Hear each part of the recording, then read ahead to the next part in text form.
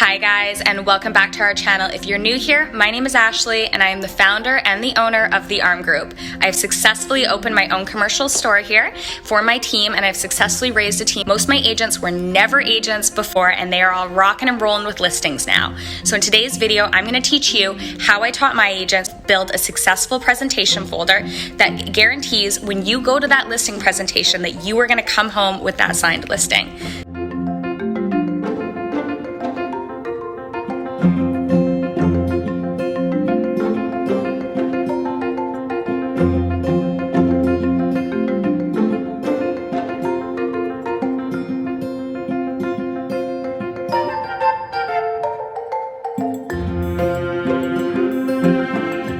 Hi guys, so I'm in the office today and the market is popping in Vancouver. Like, it is popping. We are hitting like all-time records for sales volumes, for sales prices, also for listings in the office. Like, it is just nuts. If you had asked me a couple months ago if I thought this was going to happen, I definitely would have not agreed.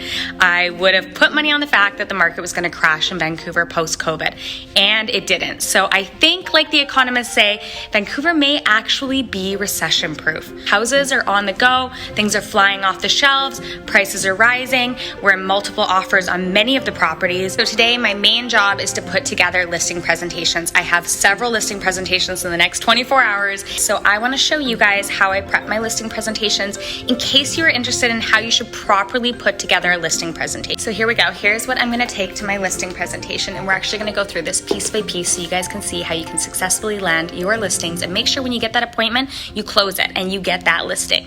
So first off, you're going to want to have a professional folder with your team name, your logo, as well as your brokerage information. Our brokerage is Century 21 in town. You've got our office address, as well as our website, phone number, and info at the ARM Group. Because we operate as a team, we use generic marketing on everything. That way, every agent on our team has the best advantage when they get to a door-to-door knock or to make that cold call.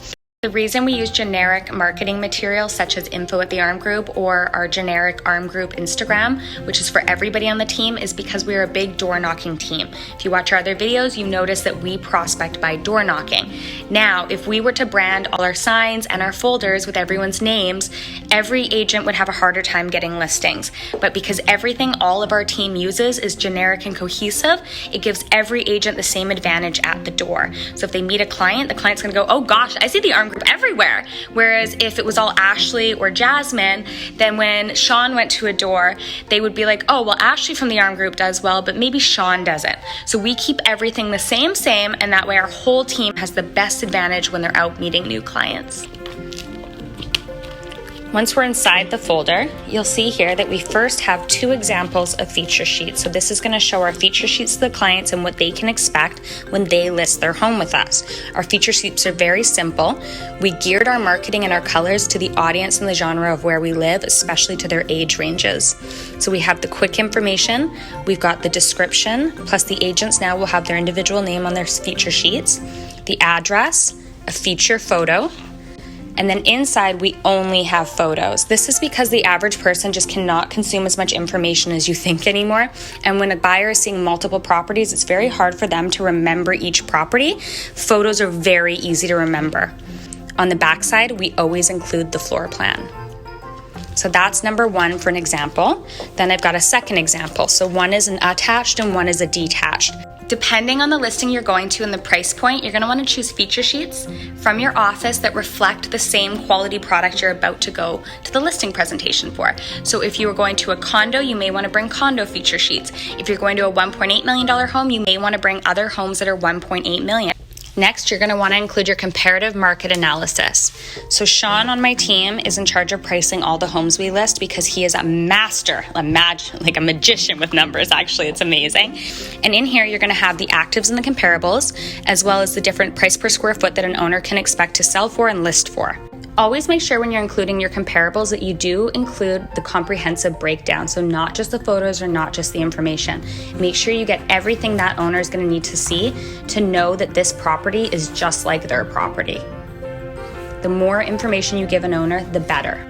A question I get often from new agents is how many comparables should I include in my report? You want to include at least 3 to 6 actives and at least 3 to 6 solds. However, do not just choose them just to hit that number. If you truly can only find one comparable or one sold active that makes sense for that property, only include that one. Do not try to fit other properties that do not fit that property. You want your comparables to be tight. You want them to be extremely tight so that the owner knows, yes, those are just like my property, and they're going to feel confident in the price you provided because the comparables are perfect comparables. Analytics and the analysis is very important in your comparable report. You want to let the owner know what they can expect to list for and sell for and what the other properties have been doing. Price per square foot is a nice way to price homes, however, does not always work.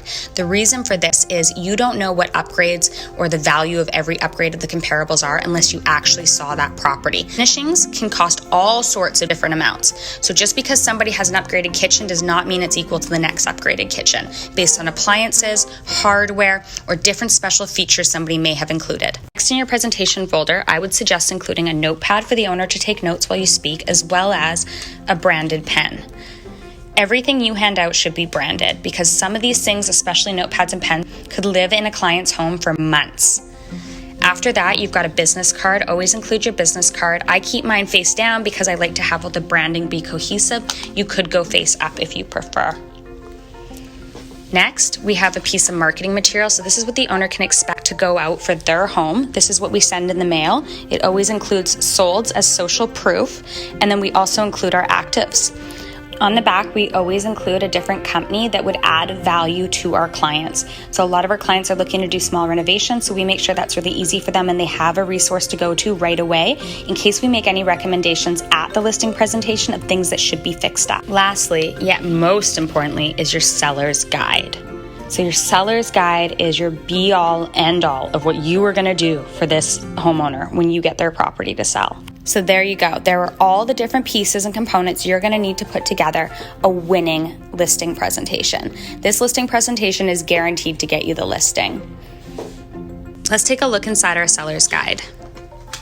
We've got our team bio, how we came to be, how we started our office, my story of how I got into real estate, and then inside our seller's package, we include all the different ways we're going to market. And there's a lot of different ways. Also, make sure you include your testimonials. If you're looking to take your listing presentation and your seller's guide to the next level, consider including sellers and buyers' phone numbers for clients you have worked for before. Make sure you give them the heads up ahead of time so they know that people will be calling. This will add an extra layer of confidence to anybody who's thinking about hiring you. Okay, so that's it, guys. I hope you loved my video on how I put together a listing presentation. I hope this really added some value. I know how hard it is to be a new agent. I remember the days. I used to cry myself to sleep for years. And then after crying myself to sleep for years and finally getting my business going, I then jumped. I jumped so hard. I decided to open a massive bricks and mortar store long before I was ready for it. I wasn't financially ready for it, and I sure didn't have enough experience to raise a team. But you know what? I learned how to do it, and it all was because of the time we took in planning and getting our processes in place. If you have the right processes and systems, your business is going to be a success. Do not worry. Real estate does not need to be hard for you. I'm here to help you, and I'm here to teach you, because you know what? Remembering those days, I don't want anyone to ever feel like that. And I know you're going to be a winner in the end, and I know you're going to get all those listings. Thank you so much for watching today. If you enjoyed this video, visit our website or give us a call at. I look forward to seeing you guys more. Have a wonderful day and keep grinding. Keep getting those listing presentations. Do not give up. I promise it will work out for you if you put in the hard work and you keep your heart and soul in it. Bye guys, I'll see you soon.